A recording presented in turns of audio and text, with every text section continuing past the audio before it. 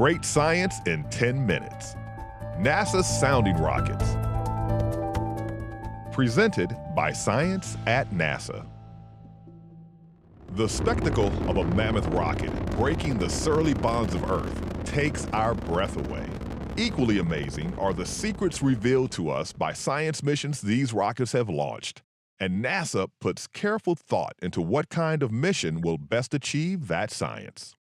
Sometimes, a large, multi-instrumented mission on a giant rocket is the best way to go. But other missions are better suited to a smaller, less expensive rocket as the key to getting a quick answer to a tightly focused science question. Like a sounding rocket. A sounding rocket is an instrument-carrying rocket designed for research, such as taking measurements and performing scientific experiments during a suborbital flight. Christina Lynch is a professor of physics at Dartmouth College. So, a sounding rocket experiment can be designed in 6 months. From proposal acceptance through data analysis, a mission can be done in 1 to 3 years as opposed to many more years for a typical satellite mission. The trade-off is that you only get 10 minutes in space. But, as my colleagues in the sounding rocket community say, it's a great 10 minutes. Sounding rockets afford a certain amount of flexibility. Because they can be launched from temporary sites all over the world, sounding rockets can be used for remote field studies. They can also be used to develop and test new scientific instrumentation for use in more costly, longer duration orbital missions. And because of their low cost and short lead time, sounding rocket missions are perfect for use by university graduate students, particularly to gather data for PhD dissertations.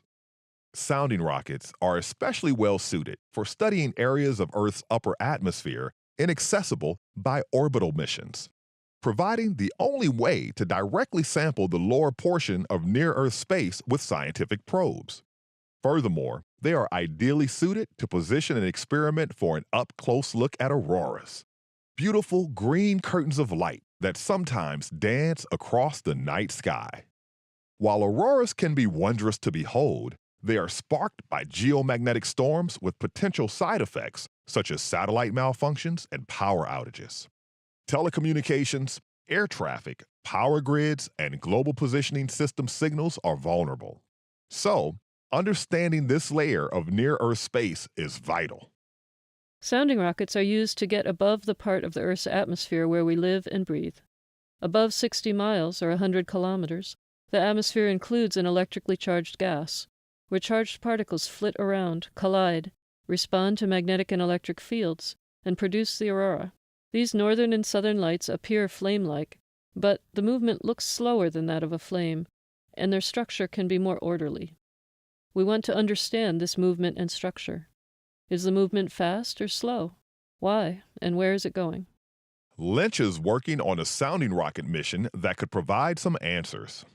Isinglass, short for ionospheric structuring, in situ and ground-based low-altitude studies.